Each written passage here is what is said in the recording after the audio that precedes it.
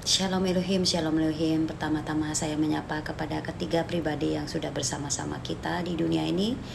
Shalom Elohim, salam hormat kepada Roh Bapa Yahweh yang berdiam dalam Paeman Nahagu. Shalom Elohim, salam hormat kepada Roh Tuhan Yesus Kristus, Pangeran Ilahi, Pak Aditya Nugrahanto.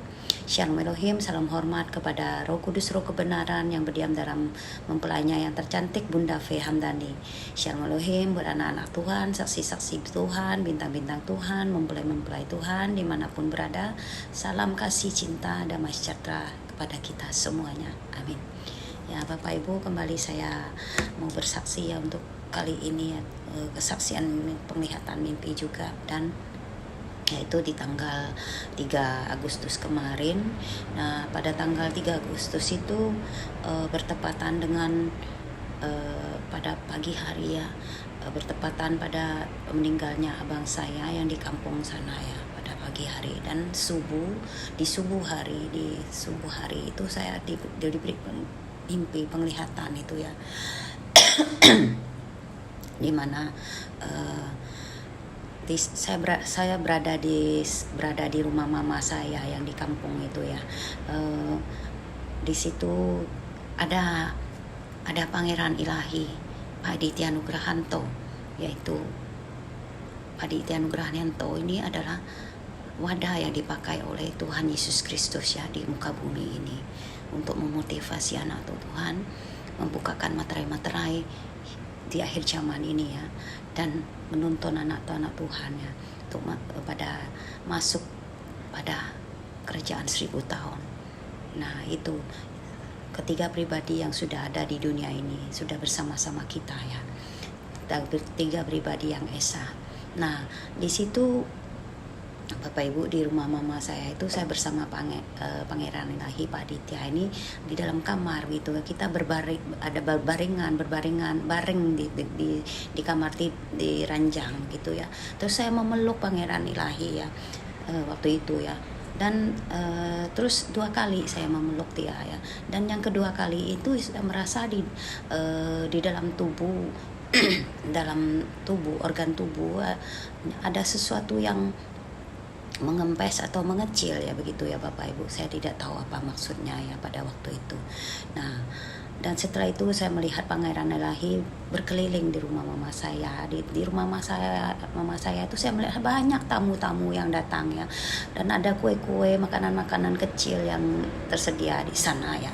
Dan Pangeran Ilahi berjalan mengelilingi rumah dapur mama saya sana, dan tapi ya seperti ada acara begitu ya.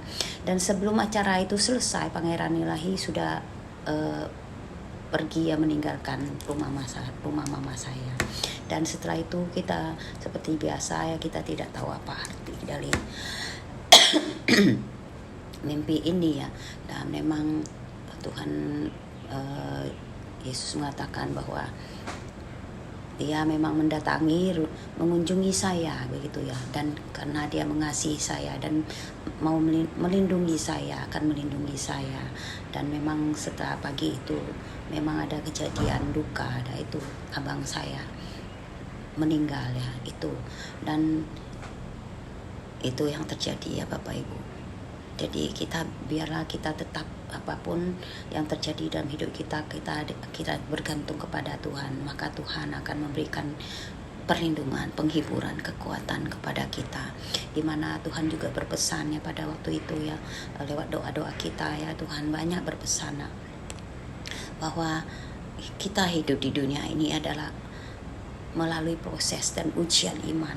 Di masa hidup kita, setiap orang harus mempergunakan sebaik-baiknya waktunya untuk kekekalannya, mengejar kekekalannya ya, supaya rohnya diselamatkan. Itu yang Tuhan katakan. Jangan sembrono dan jangan bermain-main untuk hidup.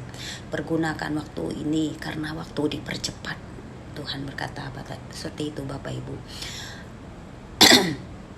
Setiap kesalahan, Tuhan berkata, Aku akan menghukum orang yang berbuat salah. Kalau kesalahannya hutangnya belum lunas di bumi ini, dia harus bayar lagi di akhirat. Di suatu tempat aku sediakan bagi orang-orang yang belum membayar lunas hutangnya di dunia ini, yaitu hutang rohani. Itu yang Tuhan pesankan Bapak Ibu.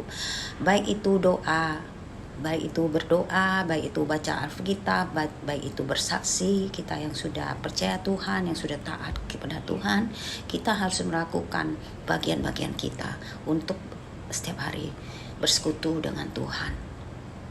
Itu semua kalau tidak dilakukan itu adalah hutang kepada Tuhan, ya. Kita berhutang kepada Tuhan. Tuhan berkata itu semua berhutang, kalian berhutang, kata Tuhan begitu. Kalian harus juga melayani aku dengan tulus hati, tidak memandang siapapun itu, tidak punya motivasi dan tidak punya motivasi dan uang, tidak bermotivasi melayani untuk uang. Maksud Tuhan berkata seperti itu, karena uang adalah musuhku sebenarnya.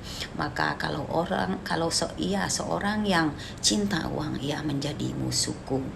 Nah, semua orang ada kehendak bebas, Tuhan juga mengatakan seperti itu, untuk mengambil keputusan masing-masing, tetapi semua ada konsekuensinya.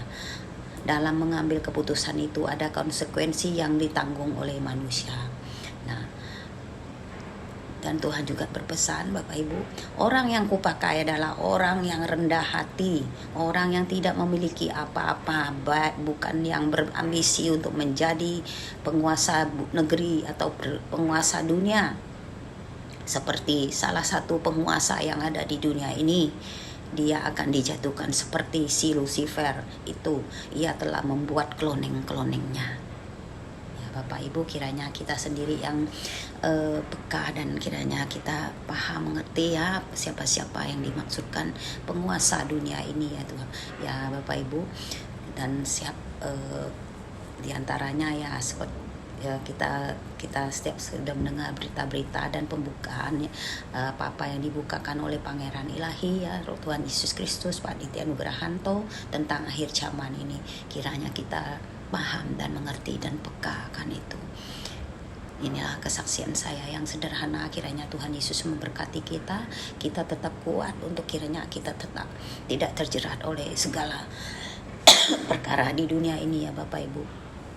Kita melepaskan perkara di dunia ini dengan kita tetap mencari Tuhan setiap harinya, menjalankan kehidupan yang kudus dan taat kepada Tuhan, menjadi pelaku firman Tuhan. Itulah yang harus kita kerjakan agar kita tidak lalai ya Tuhan, ya, kita tidak terjerat dengan segala kuasa-kuasa roh sihir-sihir dunia ini yang terus membutakan mata rohani anak-anaknya di dunia ini. Kiranya kita tetap kuat dengan mengandalkan penyertaan perlindungan Tuhan dalam hidup kita. Amin. Inilah kesaksian saya. Tuhan Yesus memberkati kita semua. Shalom Elohim. Shalom Elohim. Shalom Elohim. Amin.